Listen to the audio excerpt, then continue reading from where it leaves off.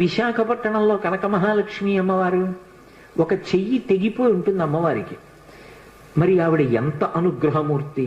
అసలు ఈ మార్గశీర్ష మాసంలో విశాఖపట్నంలో కనక మహాలక్ష్మి అమ్మవారి యొక్క దేవస్థానం ఇసకేస్తే రాలదు, అంతటి అనుగ్రహప్రదాయిని.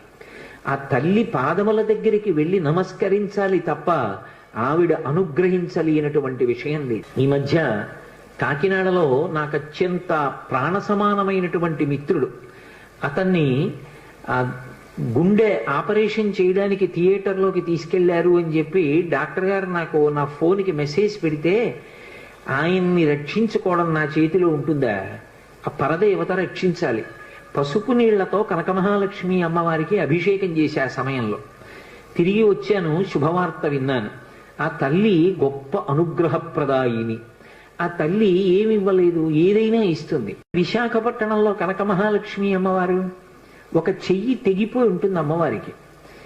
మరి ఆవిడ ఎంత అనుగ్రహమూర్తి! అసలు ఈ మార్గశీర్ష మాసంలో విశాఖపట్నంలో కనక మహాలక్ష్మి అమ్మవారి యొక్క దేవస్థానం ఇసకేస్తే రాలదు, అంతటి అనుగ్రహప్రదాయిని.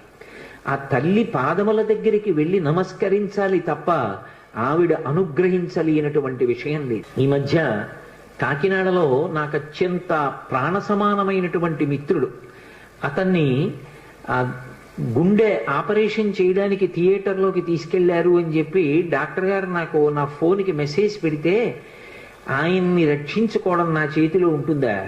ఆ పరదేవత రక్షించాలి. పసుపు నీళ్లతో కనక మహాలక్ష్మి అమ్మవారికి అభిషేకం చేశా సమయంలో. తిరిగి వచ్చాను, శుభవార్త విన్నాను. ఆ తల్లి గొప్ప అనుగ్రహప్రదాయిని. ఆ తల్లి ఏమివ్వలేదు, ఏదైనా ఇస్తుంది.